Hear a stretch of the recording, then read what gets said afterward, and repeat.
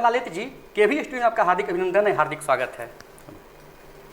हम लोग अपनी बातों का सिलसिला शुरू करें और आपकी कहानी, आपकी जवानी सुने। उससे पहले मैं चाहता हूं कि आप अपने बारे में कुछ दर्शकों को बताएं। सबसे पहले सत्यजीत सोनू जी, आपका बहुत बहुत आभार। साथ में खगेंद्र वैभव स्टूडियो, जो केवी स्टूडियो के नाम से प्रचलित है आज बेगूसराय में, जिसके प्रोप्राइटर डॉक्टर रोशन कुमार हैं, और उनकी पूरी टीम को मैं बहुत बहुत बधाई देना चाहता हूं कि आप लोग इस स्टूडियो में हमें बुलाया ताकि हमसे कुछ आप जान सकें। तो निश्चित रूप से हम सबसे पहले आपको ये बताना चाहता हूं कि आपने जो मेरा नाम ललन लालित बताया जी, तो मेरा नाम ललन कुमार है जी। साहित्यिक गतिविधि जब मेरे पास आई तो कविगण ने विचार किया कि थोड़ा ललन कुमार अच्छा नहीं लगता है, जी, जी। क्योंकि उसमें एक कवि का आभास नहीं दिखता है, तो उन लोगों ने ही मेरा नाम लालित्य रखा है जी। तो उस दिन से ही मेरा नाम ललन लालित्य हो गया है जी। और सबसे प्रमुख बात है कि मैं जब से साहित्य से जुड़ा हूँ जी, तब से ज़िंदगी थोड़ी सी अच्छी लगने लगती है और ख़ुद को बैलेंस करने में बड़ा फ़ायदा होता है। जी। हम लोग बातों का सिलसिला बढ़ाते रहेंगे, लेकिन चूंकि आप कविता भी लिखते हैं तो यह चर्चा नीरस न हो, तो मैं चाहता हूं कि आप अगर एक दो कविता अपनी सुनाते तो हमारे बेगूसराय के दर्शक उसको सुनते। मेरी एक कविता है जो आज से 3 साल पहले मैंने पार्लियामेंट स्ट्रीट पर लाखों मजदूरों के सामने मंच से सुनाया था, और ये कविता YouTube चैनल पर भी आप देख सकते हैं। कविता है कि वर्तमान परिस्थिति को समझने का बाद, और हमें ऐसा लगता है कि गजब का दौर चल रहा है, तो मैं युवाओं से अपील किया, नौजवानों से अपील किया, किसानों से अपील किया कि आप समझिए देश को। इस देश में गजब का दौर चल रहा है, अगर समझिएगा नहीं तो आप लड़ नहीं पाएंगे। तो इस कविता में व्यंग भी है, हकीकत भी है। देश को समझिए जरूर, गजब का दौर चल रहा है। देश को समझिए जरूर, गजब का दौर चल रहा है। उम्मीद थी कुछ और, इधर कुछ और चल रहा है, इधर कुछ और चल रहा है। आपने कहा है राम है हिंदू, रहीम है मुसलमान, वोट हमको दे दो वरना जाओ पाकिस्तान। अभी सब्र हो, हर दल से हठजोर चल रहा है। देश को समझिए जरूर, गजब का दौर चल रहा है। सत्ता देके हुक्म ली, रोजगार कहाँ से लाएंगे। असली मंदिर बेच बेच के रकम यहाँ जुटाएंगे। निजीकरण की आड़ में लूट का दौर चल रहा है। देश को समझिए जरूर, गजब का दौर चल रहा है। उम्मीद थी कुछ और, इधर कुछ और चल रहा है। भगवान तुझको भोजन देंगे, गंगा मैया पानी, हमसे भर भर हवा ले लो और क्या चाहे जाने। भगवान तुझको भोजन देंगे, गंगा मैया पानी, हमसे भर भर हवा ले लो और क्या चाहे जाने। इधर घूम के मत देखो, सत्ता बेजोर चल रहा है। देश को समझिए जरूर, गजब का दौर चल रहा है। उम्मीद थी कुछ और, उधर कुछ और चल रहा है। देश के सम्मान के खातिर, देश के सम्मान के खातिर विदेशों में कितना घूमा हूं। गूगल फेसबुक संग कितने सीईओ के कदमों को चुना हूं। देश के सम्मान के खातिर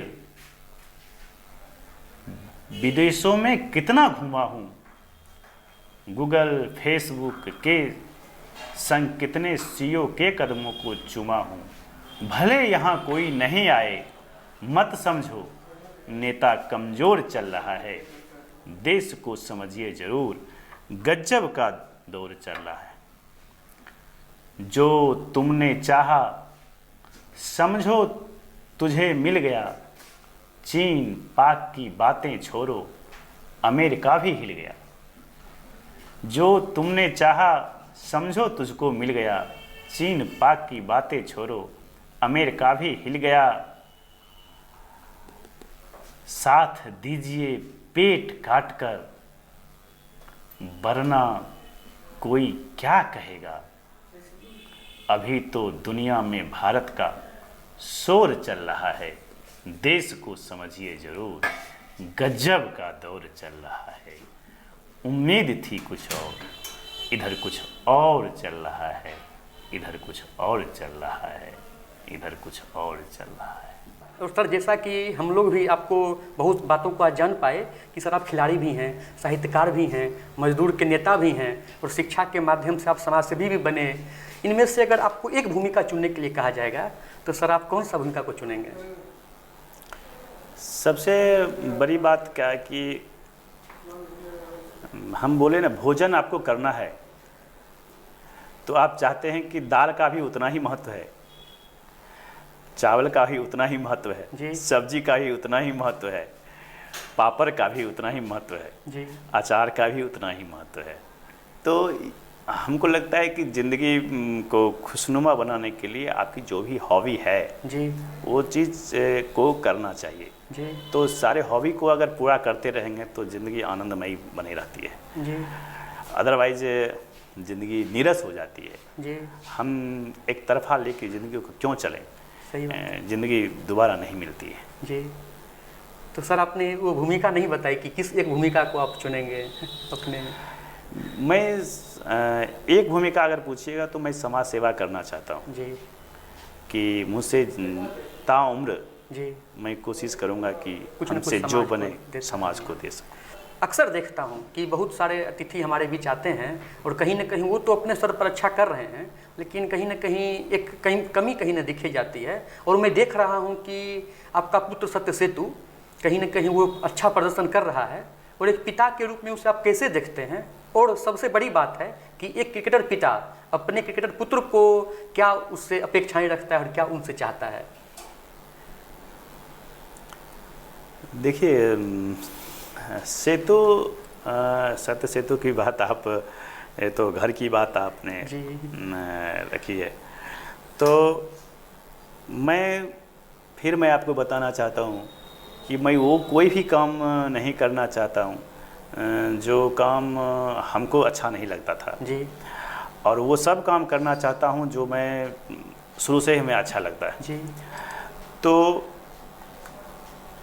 मेरा बेटा क्रिकेट खेले जी, तो वो कई बार निराश भी होता है कि रोने लगता है, आउट हो गए, कोच ने डांटा तो यार रन नहीं बना, पापा क्या सोचते हैं, जस्ट लाइक ये सब। जी, तो मैं साफ साफ बोल दिया कि देखो तुम केवल खेलता है, किस चाहे प्लेटफॉर्म जो भी हो, जी, तुम खेलता है, हमको अच्छा लगता है देख। जी, उसका मैच होता है, मैं कोशिश करता हूँ समय निकाल के देखूँ। तो और कभी मैं वो पढ़ने में भी अच्छा था बट मैं कभी कंपेल उसको नहीं किया कि तुम पढ़ाई ही करो, क्योंकि मैं खुद ही क्रिकेट खेलना चाहता था। और बोले ना, एक सबसे बड़ा सपना वही होता है कि आप जो करना चाहते हैं वो आपका पुत्र अगर पूरा कर रहा है तो वो सबसे वो तो इसलिए वो सुकून देता है। तो मैं कभी बच्चों को, मेरे दो लड़का और एक लड़की है, मैं किसी पर दबाव नहीं देता हूँ। वो जो भी कैरियर अपना चुने तो वो चुने, तो उसको चाहे वो समाज सेवा का चुने चाहे वो पढ़ने का चुने, मैं दबाव नहीं देना पसंद करता हूँ। और सत्य सेतु अच्छा करे तो हम समझते हैं कि जिला का और बच्चा, छोटा छोटा बच्चा जो हम देखते थे कि मैच अभी हो रहा था तो फैन कोड पर उसको कैप्टन बना रहा है, पैसा लगा रहा है, इस टाइप से उम्मीद कर रहा है। जब वो कम रन बना रहा है तो उसको बोल रहा है देखो मैं तुमको कैप्टन बनाया और तुम अच्छा रन नहीं बनाया, तो वो तो कहने का मतलब वो सब जो उससे जुड़ा हुआ है, जो बच्चा देख रहा है तो वो उसका आइकॉन बने जी। और उस ताकि दूसरा बच्चा सेतु से भी ज़्यादा अच्छा निकले, तब हमको लगेगा कि सेतु का आगे बढ़ना कितना समाज के लिए ज़रूरी था। सर आप तो बेगूसराय को बहुत ही नज़दीक से देखते हैं और गौरा की सांस्कृतिक, साहित्यिक और ऐतिहासिक मिट्टी से हैं। केवी स्टूडियो में सर आप आए, आपको सर आके कैसा लगा? देखिए, सबसे बड़ी बात है कि ये स्टूडियो कम है, ये स्टडी सेंटर है जी। ये आप बेगूसराय ज़िले के कोने कोने से लोगों को बुला के आप लाते हैं और एक वीडियो के माध्यम से लोगों को बताते हैं जी। कि जे इन लोगों के का नाम जो आप बार बार अखबार में देखते हैं या नाम इनका बढ़ा हुआ देखते हैं आप लोग, तो आखिर इनका क्या कर्म रहा है, क्या इनकी सोच रही है। कहता है आदमी बड़ा वही होता है जिसका सोच बड़ा होता है जी।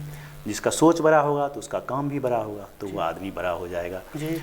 तो आप स्टूडियो के माध्यम से स्टडी करते हैं, समाज में आप स्टडी कर रहे हैं जी। और स्टडी करके आप समाज को दे रहे हैं। जी। तो इससे क्या होता है ना कि जो बुरे लोग भी समाज में हैं, जो दुर्जन लोग भी हैं, वो लोग भी प्रेरित होंगे जी। कि मैं कुछ अच्छा करूं, तो मेरा भी नाम होगा, मेरे को भी कुछ लोग सवाल पूछेंगे और मैं भी दूसरे को कुछ बता पाऊंगा कि दुनिया में पैसा से आप सबको नहीं खरीद सकते हैं, लेकिन सम्मान दे के सबको खरीद सकते हैं और सम्मान की चाहत सबको होती है, पैसों की चाहत अधिकतरों को होती है। तो आप सम्मान दे रहे हैं। ये केवी स्टूडियो हम लोग ऐसे लोगों को बुलाए और वे लोगों को आप बुलाते हैं और उनको सम्मान देते हैं और लोगों तक मैसेज पहुंचाते हैं, ये बहुत ही बेहतरीन प्रयास आप लोग का है और उम्मीद करते हैं कि ये कंटिन्यू कीजिए और लगातार बेगूसराय को एक नई दिशा देने का प्रयास कीजिए, जिसकी सख्त ज़रूरत बेगूसराय को है।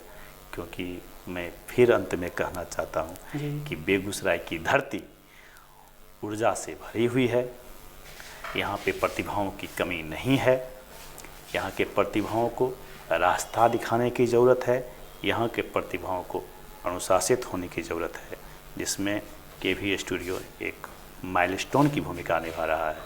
इसलिए एक बार मैं फिर से बहुत आप सत्यजीत सोनू जी प्लस आपकी पूरी टीम और केवी स्टूडियो को मैं बहुत बहुत धन्यवाद देना चाहता हूँ। सर आप केवी स्टूडियो में आए और आपने अपना कीमती वक्त देके विभिन्न मुद्दों पर आपने चर्चा किया, इसके लिए आपका बहुत बहुत धन्यवाद, बहुत बहुत आभार।